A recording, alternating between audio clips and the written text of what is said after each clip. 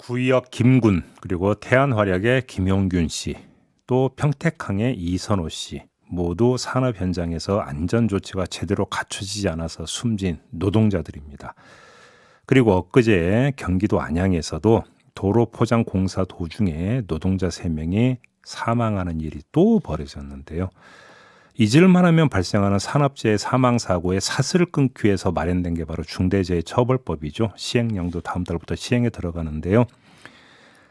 앞으로 어떻게 이제 시행이 되는 건지, 그다음에 실태점검도 있었다고 하는데요. 고용노동부의 권기섭 산업안전보건본부장 연결해서 잠시 이야기 나눠보겠습니다. 나와 계시죠? 네네, 안녕하십니까. 안녕하세요. 지난 7월부터 10월까지 건설 제조 사업장 24,487곳을 대상으로 현장 점검을 하셨다면서요? 네네. 저희가 추락이나 끼임 등 위험 요인을 중심으로 해서 네. 전국적으로 저희가 일제 점검을 실시를 했는데 예. 11월까지 저희가 10차례 점검을 했고요. 네. 말씀하신 대로 한 24,000개소를 점검을 했는데 여전히 한 60%가 넘는 현장에서 기본적인 안전수칙이 준수되지 않는 것으로 확인을 그러면 했습니다. 좀 대표적인 사례가 어떤 것들이 있어요? 뭐 잘 아시겠지만 제일 기본적인 개인 보호구를 착용하지 않는 부분이 있을 수가 있겠고요. 그다음에 이제 추락이 위험이 있는 장소에서는 안전 난간이나 덮개나 뭐 추락 방지망 같은 것을 설치를 해야 되는데 그게 설치가 되지 않았다거나 네. 이제 끼임 위험이 있는 기계에서는 덮개나 울 등을 설치를 하고 반드시 정비 보수 작업 중에는 기구를 완전히 정지시키고 해야 되는데 예. 이제 그런 것들을 하지 않는다든지 예. 최근에 뭐 추락 사고가 빈번하고 있는 이제 지붕 같은 경우에는 채광창처럼 이렇게 좀 약한 부분들이 있는데 이런 부분들을 안전 조치나 추락 방지 조치를 하지 않은 상태로 밟고 예. 가서 이제 뭐 추락이 된다든지 이런 부분들이 있을 수가 있겠습니다. 그러면 지금 본부장님이 몇 가지 열거해 주신 사례들이 있잖아요. 네네. 그런 사례들이 중대재해처벌법이 이제 본격 시행이 되면 이제 모두 법에 걸리는 경우가 되는 겁니까? 중대재해처벌법은 말씀드린 이제 기본적인 안전 수칙을 준수하는 것을 보는 것은 아니고요. 네. 그 경영 책임자에게 그 안전보건관리 체계 구축 의무를 부여하고 그것을 위반했을 때 이제 하는 것인데 이 안전보건관리 체계 구축 의무라는 것은 지금 제가 말씀드린 그 위험이 방치가 되거나 아니면 그 어떤 규정을 미준수한 것을 묵인이 된 상태를 계속 유지를 하도록 시스템, 그러니까 그게 방치되거나 묵인되지 않도록 시스템을 갖추고 그것을 저희 경영 책임자가 확실히 체크하고 모니터링 하라는 것을 의무를 부여하고 있기 때문에 네. 조금 이제 성격은 다르다고 볼 수는 있겠습니다. 그러니까 이제 중대재해처벌법 말 그대로 중대재해가 발생했을 때의 경우죠. 네네. 그러니까 이제 그 발생했을 때 그러면 안전조치가 얼마나 이제 제대로 이제 그 됐는가 안 됐는가 이제 사후적 판단에 들어가는 거고요. 그때 네네, 그렇습니다. 그때 지금 이제 말씀하셨던 이런 사례들이 이제 문제가 될 수 있는 것 아니겠습니까? 네네. 자, 그런데 이제 그 몇 가지 좀 점검을 해보죠. 이제 이게 이제 법이 만들어질 때부터 나왔던 이야기인데 네. 5인 미만 사업장은 아예 적용 대상에서 빠졌고요. 네네. 50인 미만 사업장 같은 경우는 3년간 법 적용이 유예가 되지 않았습니까? 네네. 근데 지금 실태 점검을 해 보셨으니까 지금 이런 어떤 그 뭐 유예 내지 그 면제 이런 것들이 지금 현실적인 건지 좀 판단을 좀 하셨을 것 같은데 어떻게 보세요? 이제 법 제정 당시에는 50인 미만 사업장이 그 적용이 제외되거나 유예된 것은 우선 그 사업주가 안전보건관리 책임을 같이 하고 있습니다.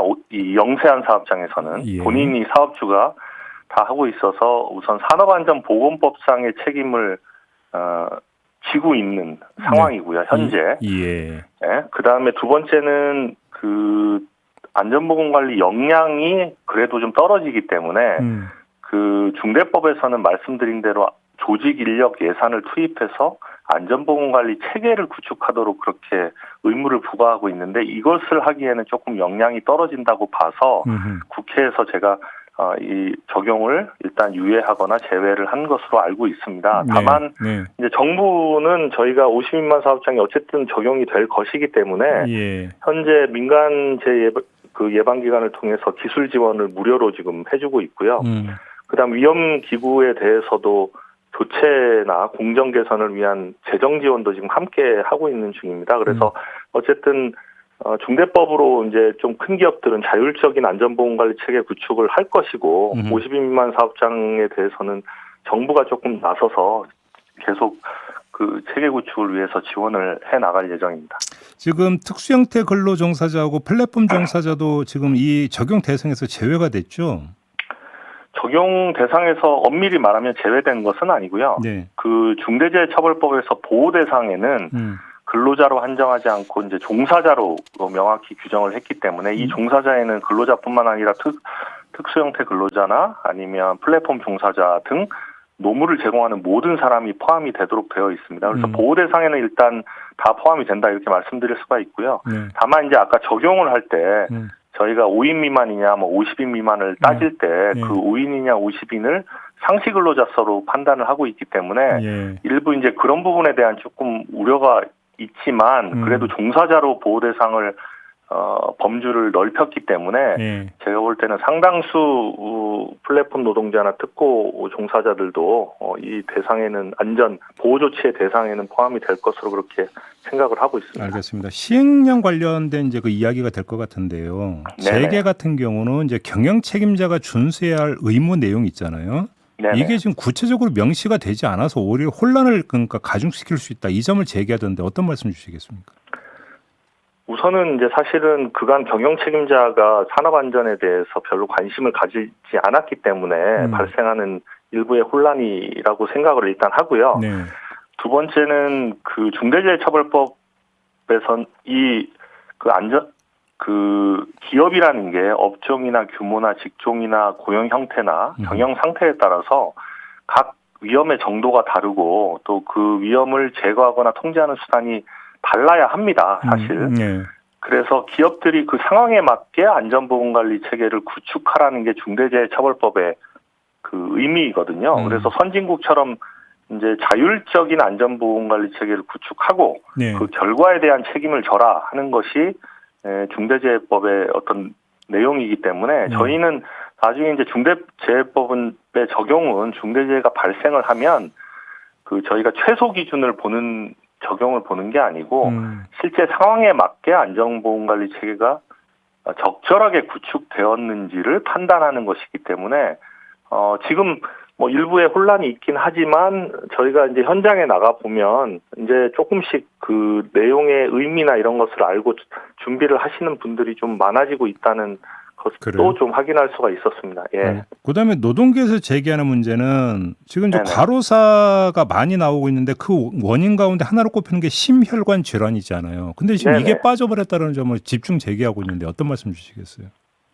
우선 그 법에서 이제 동일한 유해 요인으로 급성 중독 등 직업성 질병으로 이렇게 한정을 했기 때문에 급성 중독의 심혈관 질환을 포함하기는 좀 법 문헌의 해석에 좀 한계가 있었다는 부분을 일단 말씀을 드리고 모법에 그렇게 돼 있다는 얘기죠. 모법에 그렇게 돼 있습니다. 그래서 그거는 좀 어려운 부분이 있었고요. 또 이제 중요한 것은 이제 뇌심혈관계 질환 같은 경우는 이제 고령이나 뭐 가족력이나 기저질환을 보유한 것이랑 이게 구별하기가 상당히 어렵기 때문에 채용을 뭐 되게 크게 위축을 시킬 수가 있거나 또는 저희가 지금 뇌심혈관 질환 같은 경우에는 산재 보상을 할 때 추정의 원칙을 적용해서 상당히 넓게 산재로 인정을 해주고 있습니다.